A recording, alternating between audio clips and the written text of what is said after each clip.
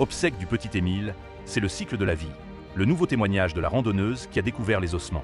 Elle est celle qui avait découvert, le 30 mars 2024, les ossements du petit Émile alors qu'elle était en train de faire sa randonnée.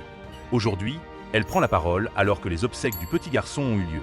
Cette date du samedi 8 février restera dans les annales, tant elle concerne une affaire qui s'apparente à un véritable désastre.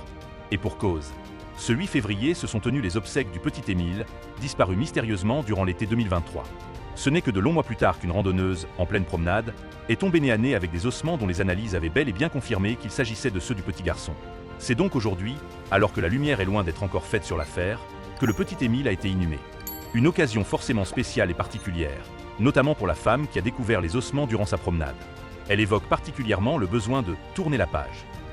La randonneuse se confie sur l'enterrement. Du temps a passé, mais les images, elles, restent dans la tête de cette randonneuse. Le 30 mars 2024, il y a presque un an, elle avait ainsi découvert les ossements du petit Émile, disparus dans des circonstances plus que mystérieuses et incompréhensibles en juillet 2023. Alors en pleine promenade, sa découverte lui avait glacé le sang, mais avait permis de mettre fin à des mois intenses de recherche pour tenter de retrouver le petit Émile. Si depuis, elle est restée discrète, Sadia, de son prénom, a décidé de prendre la parole alors que les obsèques du jeune garçon se tiennent ce samedi 8 février. Il faut tourner la page. Malheureusement, c'est comme ça.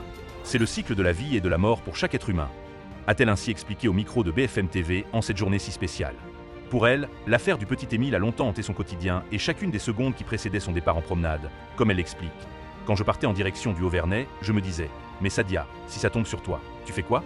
Et c'est arrivé. Elle a failli ne jamais le retrouver dans sa prise de parole. La randonneuse rappelle même qu'elle aurait pu ne jamais mettre la main sur les ossements du petit Émile. Le 30 mars 2024, elle hésitait à sortir, ou non, pour faire sa randonnée.